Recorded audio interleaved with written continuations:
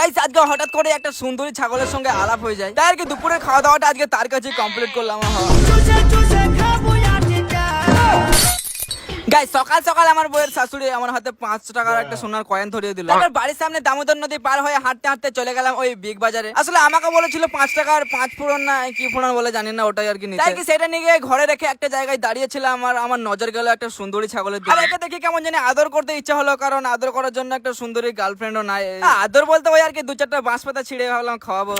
খাও খাও সুন্দরী। ছি ছি, এত অপমান সহ্য করা যায় না, তাই চলে গেলাম তার খালাতো বোনের কাছে। ও সুন্দরী তুমি খাবে? আর গাইস এর মনটা কিন্তু সত্যি অনেক নরম আমার মতোই। দেওয়ার সঙ্গে সঙ্গে খেয়ে নিল আর আমাকে বললো আরে না না আমি একা খাবো না, তুমিও খাও। আর এত সুন্দর করে যখন বলছে তাহলে